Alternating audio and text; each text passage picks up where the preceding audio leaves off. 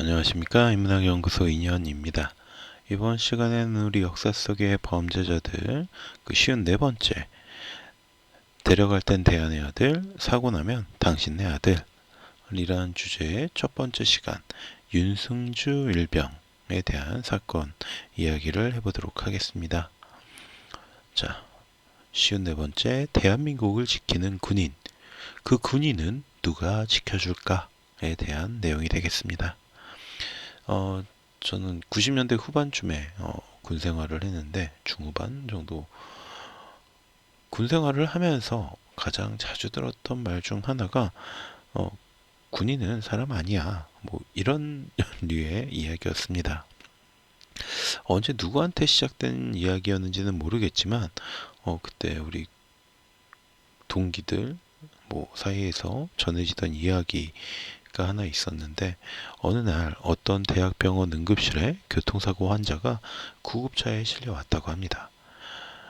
구급차에서 내려서 이동식 침대에 누워서 들어오는 환자를 바라보면서 응급실 의사가 환자는 누구이고 어떤 상태예요? 라고 물었는데 환자를 이송했던 간호사 분께서 구조대원이었나? 하여튼 그분께서 그렇게 이야기를 했다고 해요. 아주머니 두 분하고 군인 하나요. 자, 그러니까 군인은 한 분도, 한 명도 아니고 그냥 하나, 사물로 생각한다라는 거죠. 뭐 군인들끼리도 신병이 전입을 오면 항상 보급품 새로 왔다, 뭐 이렇게 이야기를 하곤 했으니까 군인들 스스로도 우린 사람 아니야 라는 자각이 있었던 게 아닐까요? 그렇게 한번 생각을 해봅니다. 어쨌든 뭐 DP가 지금 1, 2 제가 다 즐겁게 봤는데 그 DP를 보면은 요즘 군대도 뭐 크게 달라진 것 같지는 않습니다. 군대로 데려갈 때는 뭐 자랑스러운 대연의 아들이라고 하지만 군대 내에서 이 군인에게 문제가 발생하면 나약하고 문제 많은 당신네 아들이 되는 게 아닌가라는 생각이 듭니다. 아무튼 이번 이야기는 우리 군대에서 일어난 집단 괴롭힘으로 인해서 발생한 사건의 피해자와 가해자 편으로 나누어서 이야기를 할 것인데요. 그래서 오늘 먼저 피해자였던 윤승주 일병, 그리고 윤승주 일병을 죽음으로 몰고 간 가해자 이찬희, 유경수, 하선우, 지정현, 이상문에 대한 이야기를 해볼 거예요. 그리고 다음 시간에는 가해자에 대한 초점을 두고 이야기를 해보려고 하고요. 자, 첫 번째, 제28사단 의무병 살인사건의 피해자 윤승주 일병. 2014년 4월 6일 오후 4시 25분경 육군 28사단 산하의 포병대대에서 한 의무병이 선임들에게 집단 구타를 당하는 사건이 발생합니다. 윤승주 일병, 당시 20세였던 제977 포병대대의 의무대 생활관에서 선임 병사들과 냉동식품을 나누어 먹던 중에 의무대에 파견된 앰뷸런스 운전병이었던 이찬희 병장을 포함한 선임병 4명의 정수리와 가슴 등을 수십 차례 구차하여 쓰러뜨린 뒤에 이 사람들이 쓰러뜨린 뒤에 그 상태에서 추가적으로 구타와 폭행을 가한 겁니다. 결국 구타로 인해서 뇌사 상태에 빠졌던 윤일병은 병원으로 긴급 이송이 됐지만 결국 다음 날인 4월 7일 사망하고 말았습니다. 그러니까 윤승주 일병이 선임들과 생활관에서 냉동식품을 나눠 먹었는데 그때 갑자기 이찬희 병장과 다른 4명의 선임병이 이 윤승주 일병을 그야말로 집단 구타를 해서 때려 죽인 사건이라고 할 수가 있죠. 사망 직후 윤승주 일병의 모습을 보면 여기저기 정말 시꺼멓게 멍이 들어 있습니다. 사건 초기 윤일병의 죽음은 부대 내에서 벌어진 우발적 폭행으로 인한 사건으로 추정이 됐지만 군 인권센터가 사건의 전말을 상세히 공개하면서 문제를 제기하게 됩니다. 군 인권센터가 확보한 군 수사 기록에 따르면요, 윤승주 일병은 28사단으로 전이번 3월 초부터 사고가 발생한 4월 6일까지 매일 선임병들로부터 대답이 느리다, 인상을 쓴다 라는 이유로 상습 폭행을 받았고요. 저도 역시 의무병은 아니었지만 포병대대에서 저도 근무를 했었기 때문에 대답이 느리고 인상을 쓰는 후임이 있다면 사실 친절하게만 대해줄 수는 없었을 것이라고 생각합니다. 포병대에서 사용하는, 저는 이제 자주포 병이었는데 포탄 한 발이 40kg 정도고요. 장약, 우리가 화약이라고 보통 이야기하는 그 통 하나가 20kg 정도가 돼요. 그래서 제가 생활하던 자주포병의 경우에는 비상이 걸리면 157발의 자주포와 157발의 이제 포탄, 장약 이런 것들을 자주포와 탄약차에 빠르게 적재해야 되기 때문에 몸이 느려서도 안 되고 대답이 느려서도 안 되죠. 잠깐 손발이 안 맞아서 포탄을 땅에 떨어뜨리다가 발등이라도 찍히면 그대로 발이 거의 불구가 된다라고 봐야 됩니다. 그래서 큰 소리를 냈을 수도 있고 욕설을 했을 수도 있습니다. 하지만 그렇다고 해서 가혹행위를 하지는 않았습니다. 그 친구도 본인만큼이나 저만큼이나 소중한 하나의 인격체라고 생각을 하니까요. 그리고 사실 의무대라면 그 정도로 급박하게 손발이 안 맞은다고 해서 발 하나가 평생 불구가 된다, 손 하나가 평생 불구가 된다, 그럴 일은 없었을 거라고 저는 생각이 듭니다. 사실 의무병들이 환자를 치료하거나 이런 사람들은 아니잖아요. 의사가 아니에요. 그래서 정말 어떤 문제가 생기면 의무병들은 의사한테 데려가 주는 것 뿐이죠. 이 윤일병의 선임들은 이 폭행을 당해서 다리를 절고 있는 윤일병에게 다리를 절뚝거린다면서 다시 폭행을 했다고 합니다. 그리고 힘들어하는 윤일병에게 링거 수액을 주사한 다음에 원기가 돌아오면 다시 폭행을 하는 이런 잔인한 모습을 보여주었습니다. 또 허벅지 멍을 지운다고 하면서 윤일병의 성기에 안티플라민을 발라서 성적인 수치심을 주기도 했고요. 치약 한 통 먹이기, 잠 안 재우고 기마자세 서게 하기 등의 가혹행위를 일삼았다고 해요. 또한 쓰러진 윤일병의 얼굴에 오줌을 싸기도 하고 바닥에 가래침을 뱉어놓고 핥아먹게 만들기도 했다고 합니다. 이 정도면 가혹행위라고 표현할 게 아니라 정말 어떤 고문행위라고 표현하는 게 정말 올바른 게 아닐까라는 생각이 들어요. 황당한 것은 타 부대 입실 환자들이 보고 있는 가운데서도 그 앞에서도 가혹행위가 벌어졌다는 거죠. 윤일병 사망 직후에 사건 무마를 위해서 가해자들은 입실 환자들에게 당신들은 자고 있었던 거고 아무것도 못 본 거다 라고 말을 하며 협박을 했다고 합니다. 사실 군대 갔다 온 사람들은 알겠지만 같은 대대라고 해도 다른 중대에 속한 사람이라고 하면 간부가 아닌 이상 그냥 남이고 아저씨일 뿐이죠. 다른 중대 병장이 나랑 상관없어요. 그냥 아저씨예요. 남이에요.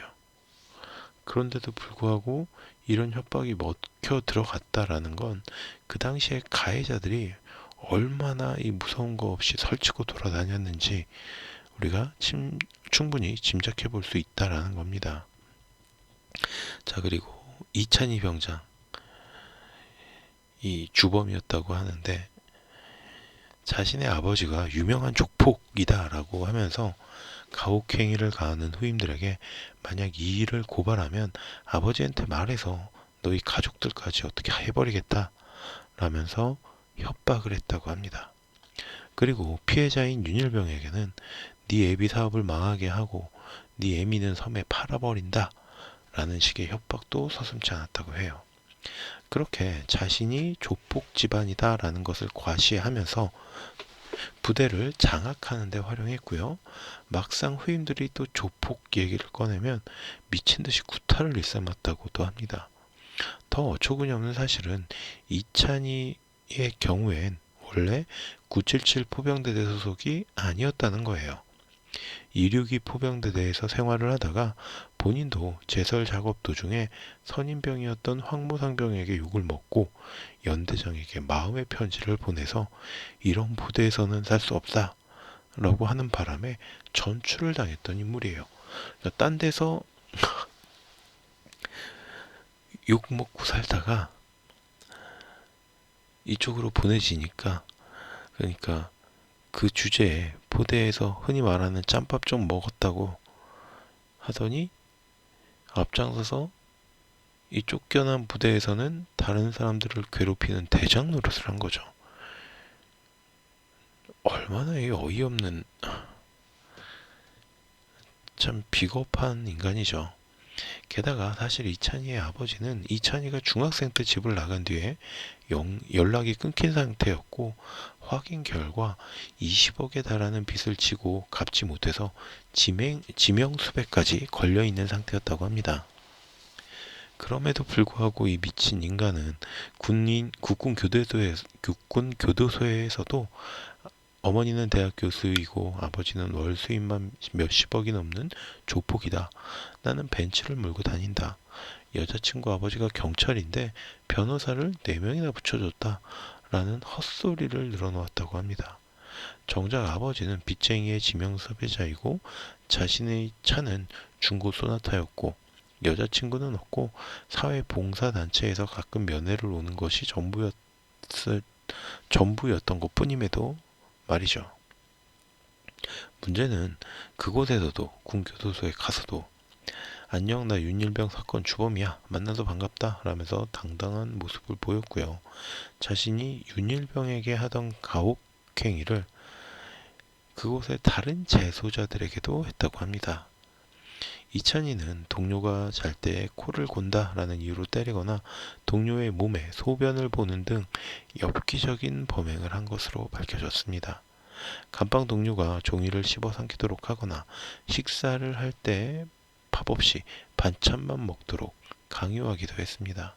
결국 그곳에서 가혹행위를 하다가 출소한 재소자 한 명이 가혹행위를 당하다가 출소한 재소자 한 명이 이찬희를 고소하면서 이 사건도 세상에 알려지게 되었죠. 이런 추가 범죄가 드러나서 육군에서 제적되어서 교정본부 산하 교도소로 이감이 되어서 복역 중입니다. 어처구니 없는 것은 이렇게 자신의 잘못에 대해서 전혀 반성하지 않았음에도 불구하고 1심 징역 45년에서 35년으로 감형을 받았다는 점입니다. 그리고 군교도소에서 범죄는 범죄로 3년형을 추가로 받았고요. 2016년 8월 25일 대법원에서 징역 40년이 확정돼서 만 65세가 되는 2054년 4월 출소할 예정이기 때문에 이찬희의 인생은 끝났다라고 볼 수는 있을 것 같습니다. 그나마 속이 좀 시원해지는 소식이 있기는 한데요. 교정행직 쪽 현직에서 일하던 관계자의 어떤 말에 의하면요. 이 군교도소에서 이제 2017년부터 민간교도소로 이감이 되었는데 그곳에서 동료 수감자들에게 이 이찬희가 윤일병에게 가했던 가혹행위 그대로 부조리를 당하고 있다고 합니다. 그러니까 이제 가혹행위를 본인이 당하고 있는 거죠. 국군 교도소에서는 지가 이제 좀 그랬는데 실제로 민간 교도소에는 더 강력한 분들이 계셨던 건가 봅니다. 그런데 이 내용은 나무위키에 2017년경에 올라왔다가 현재는 삭제가 돼서 이게 실제로 그런 일이 있었는지 그런 것까지는 확인이 되지는 않는다고 해요. 근데 실제로 있었으면 좋겠습니다. 그리고 공범이었던 유경수 하사 같은 경우는 하사라고는 하지만 사병을 거쳐서 하사관으로 이미 흔하게 흔하게 이제 우리가 말뚝박았다라고 하는 케이스였기 때문에 이찬이에게 짬밥으로도 밀릴 이유가 없는 인물이었어요. 그럼에도 불구하고 당시 23살인 유경수 하사는 25살이었던 이찬이 병장을 형이라고 부르면서 모셨다고 해요. 게다가 이 미친 가혹행위의 주동자인 이찬이를 성실하고 의무대 후임들에게 모범적인 선임으로서 인정받고 있음이라고 기록하면서 이찬이가 모범 운전병으로 포상휴가까지 다녀올 수 있도록 도와주었다고 합니다. 결국 이 사건으로 인해서 직무유기, 폭행, 폭행 방조, 집단 흉기 등의 폭행, 성매매의 죄목이 인정되면서 징역 5년형을 받게 되었고, 이 유경수 하사, 이 유경수란 인간은 이미 출소했습니다. 그리고 그 밖에 공범들이었던 하선우, 지정현, 이상문 등은 모두 상해치사, 재물손괴, 폭행, 집단 흉기 등 폭행 등의 죄목이 인정되어서 징역 7년형을 받았으므로 이 사람들도 이미 출소해서 우리 주변에서 살아가고 있겠죠. 하선우, 지정현, 그리고 이상문. 어쩌면 이들은 자신들은 이찬이 때문에 어쩔 수 없었다라고 변명할 수도 있어요. 또는 이미 법원 판결과 교도소 복역으로 자신들의 죄값을 치렀다라고 말할 수도 있겠죠. 하지만 한 사람을 집단으로 괴롭히고 결국 사망에 이르게 만든 이들의 어디선가 행복하게 살고 있지는 않았으면 좋겠습니다. 그리고 마지막 공범이라고 할 수 있는 1993년생 이모 일병은 사실 가해자라기보다는 피해자에 가까운 인물이었습니다. 윤승주 일병이 자대 배치를 받아서 의무대에 들어오기까지 그 전까지 이찬이 일당의 괴롭힘 대상이 바로 이일병이었기 때문이죠. 다른 가해자들의 강요와 압박에 못 이겨서 폭행 자체에 가담을 하기는 했지만 폭행의 정도도 미미했고 강요에 의한 행동이었기 때문에 신상조차 밝혀지지 않았습니다. 그리고 윤일병의 죽음 이후에 28사단 262대대로 전출되어서 그곳에서 군 생활을 마무리했다고 전해지고 있어요. 그런데 여기서 정말 문제가 되는 것은 군 당국과 정부의 태도입니다. 제가 그래서 군인들은 도대체 누가 지켜주느냐라는 제목을 달았던 건데, 사건 초기에 이 해당 사건을 조사했던 헌병대장은 이찬이 일당을 살인이 아닌 상해치사로 단정을 지어버립니다. 이찬이 일당에게 고의성이 없었다라고 주장을 하면서 말이죠. 헌병대장인지 이찬이 일당의 변호사인지 알 수가 없는 그런 주장이었죠. 덕분에 군이 자신들의 부대 관리 책임을 회피하기 위해서 일부러 사건을 축소하려는 게 아니냐라는 의심을 받기까지 했고요. 그리고 이런 의심의 확신을 더해준 것은 윤일병 가족이 부실 수사의 책임을 물어서 관련자 30여 명을 차례로 고소한 다음이었습니다. 군 검찰들은 이 30여 명 모두를 불기소 처분을 내려버렸어요. 기소조차 하지 않은 거예요. 그냥 정말 자기들 마음대로죠. 이후에 윤일병 가족은 국가를 상대로 손해배상 청구 소송을 냈는데 4년을 질질 끌다가 결국 패소당합니다. 군 수사기관의 판단 등이 현저하게 불합리하고 도저히 합리성을 긍정할 수 없는 정도에 이르렀다라고 단정하기는 어렵다. 대법원에서 이렇게 판단을 한 거예요. 대법원도 국가의 배상 책임을 인정하지 않은 겁니다. 멀쩡하고 건강하게 집에서 사랑받던 아들을 대안의 아들이라면서 군대로 끌고 가놓고 그곳에서 집단 괴롭힘과 구타로 사망을 했는데 군대의 잘못도 나라의 잘못도 없다. 이게 무슨 소리입니까 이게. 민사재판만 4년, 앞서의 군사재판까지 합치면 도합 7년. 오랫동안 싸워왔던 윤일병 가족의 투쟁기는 2021년 7월 22일 이렇게 찜찜한만을 남기고 끝나게 됩니다. 저도 26개월이란 시간 동안 군 생활을 했고요. 군대에 보내야 할 아들을 또 키우는 입장입니다.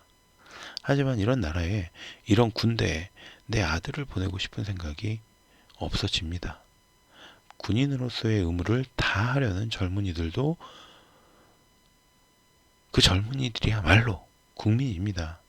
그리고 국가는 국민의 안전을 책임질 의무가 있어요. 하지만 국가도 일반 국민들도 군인을 국민의 한 사람이 아닌 물건 정도로 여기고 있기 때문에 국가의 책임과 보호 의무에서 벗어나 있는 게 아닐까라는 생각이 듭니다. 그렇다면 앞으로도 윤일병과 같은 피해자들은 계속 생겨나겠죠. 분명히 말씀드립니다. 군인도 사람입니다. 국민입니다. 그럼 오늘 제 이야기는 여기서 마치도록 하고 저는 다음 시간에 또 다른 이야기로 찾아뵙도록 하겠습니다. 오늘 제가 여러분들께 들려드린 이 이야기가 여러분들의 흥미와 호기심을 어느 정도 만족시켜 드렸다면 구독과 좋아요도 부탁드리겠습니다. 감사합니다.